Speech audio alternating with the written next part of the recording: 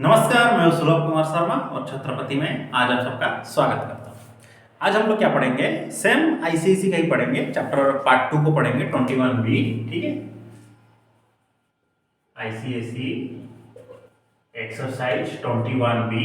आज पढ़ेंगे किसके बारे में? कोण के बारे में। ओके, कोण जो है, कोण कोण इस तरह का एक फिगर है। कल सिलेंडर के बारे में ज्यादा जान लिए थे और आज ये है कोण। तो इस चीज को है रेडियस, अब इसको बोलते हैं हाइट, इसको बोलते हैं slant height, this is radius. Actually देखा जाए तो कोण भी एक सिलेंडर का पार्ट ही है। अगर मैं यहाँ से ऐसे कुछ ड्राइंग कर दूं और इसको इधर ले आऊं तो ये किस तरह का दिख रहा है? एक सिलेंडर की तरह दिख रहा है कि नहीं? ये हो गया एक रेडियस, रेडियस। समझ में आ रहा है? तो पहला क्वेश्चन जो इसका यही है कि वॉल्यूम क्या है।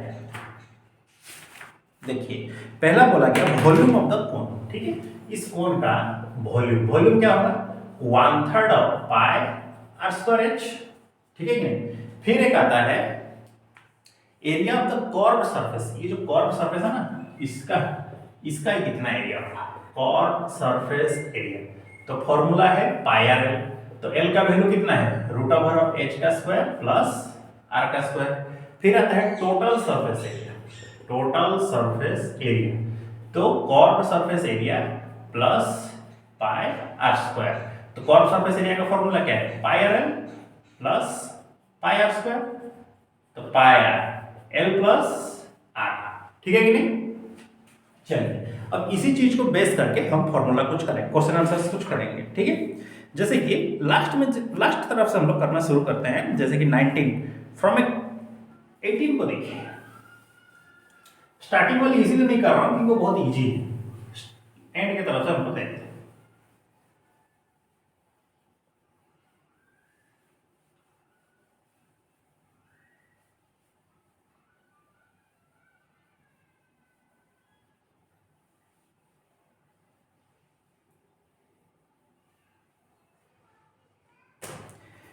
बोला from a circular cylinder of diameter 10 centimetre and height बोला 12 सेंटीमीटर। एक सर्कुलर सिलेंडर है जिसका जो डायमीटर है वो बोला है 10 सेंटीमीटर। ठीक है, फिर बोला गया कि from a circular cylinder of diameter 10 centimetre, height है 12 centimetre. Okay, 12 centimetre. A conical cavity of the same base radius and of the same height is होलोड out. मतलब इसमें से क्या किया गया? एक कोन को काट के अलग कर दिया गया जिसका बेस रेडियस सेम है और हाइट भी उतना ही है, काट के अलग किया गया। Find the volume of the whole surface of the remaining solid. मतलब ये जो सॉलिड बच गया इसका पूरा का वॉल्यूम कितना होगा? देखिए, डायमीटर, क्वेश्चन नंबर कौन सा है? 18। यहां पर डायमीटर कितना है? 10 सेंटीमीटर। तो रेडियस कितना हो जाएगा? 5 सेंटीमीटर। और हाइट कितना होगा यहाँ पे? 12 सेंटीमीटर। तो फिर volume of cylinder equal to pi are square h कि नहीं? अब आता है कोन का जो वॉल्यूम होगा equal to 1/3 of pi are square h, क्योंकि दोनों के लिए सेम चीज है, रेडियस भी सेम है, हाइट भी सेम ही है। तो रिमेनिंग पोर्शन का ये जो वॉल्यूम है कितना होगा? Pi are square H minus 1/3 of pi are square H. LCM ले लीजिए 3, this is 3 pi are square H minus pi are square H. तो this is 2 pi are square H divided by 3 कि नहीं? सो 2/3 into pi रहने दीजिए। पाई के हिसाब से आंसर को फाइंड आउट करने के लिए बोला गया। रेडियस है 5 इंटू 5 और हाइट है 12। ओके, अब इसका वैल्यू फाइंड आउट करते हैं। ठीक है, चलिए 2 से इसको काट दीजिए 4। तो कितना होगा? 5 इंटू 5 25, 400, दिस इज 2। तो 200 पाई सेंटीमीटर क्यूब ये हो गया उसका वॉल्यूम, मतलब जो पार्ट बच गया उसका वॉल्यूम। ठीक है, फिर वाला 19 number from a cube of edge. मतलब एक क्यूब बोल दिया गया जिसका एज है 12।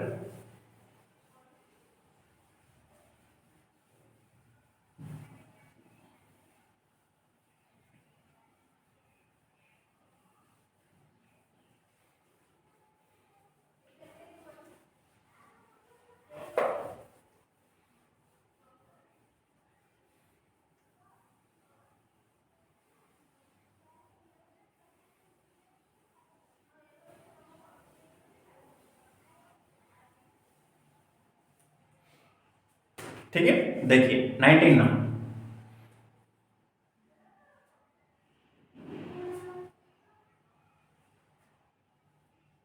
इस तरह का एक क्यूब है,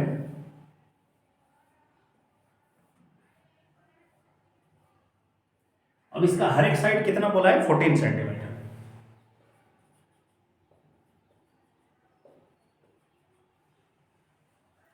cone of maximum size is curved out, तो इसमें से क्या किया गया, कोन को काट करके अलग किया गया, जिसका मैक्सिमम साइज कोन को काट के अलग कर दिया गया। Find the volume of the cone of the end of the remaining material each correct to the 1 decimal places, मतलब ये कोन का वॉल्यूम फाइंड आउट करिए और ये जो मटेरियल बच गया उसका वॉल्यूम भी फाइंड आउट करिए डेसिमल 1 प्लेसेस तक। पहली बात देखिए, यूं कि एक ऊपर वाला कौन है, x स्क्वायर है, स्क्वायर से भी है, तो पूरा कोन का जो सर्कुलर बेस होगा ना वो सभी बेस को टच करेगा, तो कोन का जो डायमीटर होगा वो इसके साइड के साथ सेम हो जाएगा, ठीक है। अब इसका जो हाइट होगा ये उसके हाइट के साथ सेम होगा, ठीक है।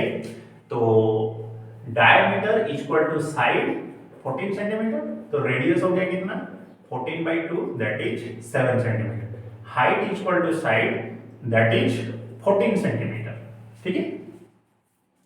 कोन का जो हाइट होगा ना वो भी 14 ही होगा, समझे। चलिए अब क्या करिए, volume of cube equal to A cube that is 14 into 14 into 14 centimetre cube, समझ में आ रहा है। अब volume of cone find out करिए, cone equal to 1/3 of pi are square H, सीधी सी बात है। अब पाई आर स्क्वायर एच मतलब 1/3 तो रहा, पाई भी रहेगा, क्यों हटाइए इसको, बोला तो नहीं है ना क्वेश्चन में, 22/7, रेडियस है 7 into 7, हाइट है 14, इसको 7 से काट दीजिए, ठीक है। वैल्यू फाइंड करिए, 3 से कटेगा क्या, नहीं कटेगा, 7 2 जा 14, 50 into 14 6 1,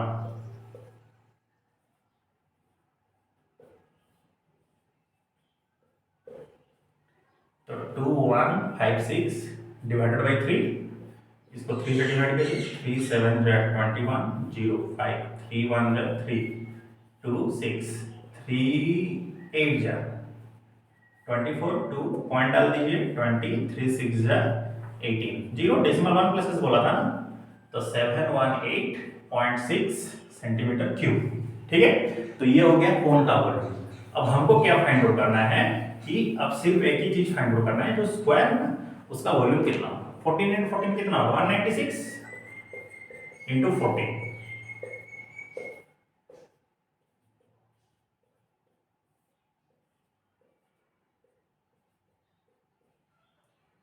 टू 744 सेंटीमीटर क्यूब कि नहीं।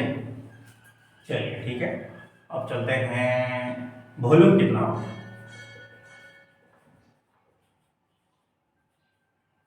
रिमेनिंग पोर्शन कितना होगा, 2744 centimetre cube minus 718.6 centimetre cube, तो 10 - 6 कितना हुआ 4, क्योंकि यहाँ पर डेसिमल 0 लिख दीजिए, 10 - 6 हो गया 4, 13 - 8 हो गया कितना 5, और 3 - 1 हो गया 2, 7 - 7 0, दिस इज 2, इतना सेंटीमीटर क्यूब। तो ये जो रिमेनिंग पोर्शन जो बच गया ना क्यूब का, कोन को हटाने के बाद उसका वॉल्यूम होगा 2025.4 सेंटीमीटर क्यूब, क्लियर। ठीक है, आज यहीं तक हम लोग पढ़ते हैं, और इसी के साथ ही हम लोग क्या किए, आईसीएसई का जो है ना 21B को कंप्लीट कर दिए, ठीक है। तो अगले क्लास में हम लोग क्या पढ़ेंगे, सिर्फ आईसीएसई को ही पढ़ेंगे, 20 माने सीबीएसई देखिए हम लोग अब 2 चैप्टर बच गया है, ज्यादा बचा नहीं है, आईसीएसई बहुत बच गया है, एग्जाम तो दोनों का एक ही साथ ही होगा ना। अब कुछ दिन या फिर एक हफ्ता आईसीएसई को पढ़ लेते हैं, फिर हम लोग सीबीएसई की तरफ चलेंगे, ठीक है। तो पहले कुछ दिन आप आईसीएसई को थोड़ा एडजस्ट कर लीजिए, सीबीएसई के बारे में पढ़ें, सीबीएसई का रिवीजन करते रहिए, ठीक है, हर एक चैप्टर रिवीजन करते रहिए, ठीक है। तो मिलते हैं अगले क्लास में, तब तक के लिए सी यू नेक्स्ट, जय हिंद।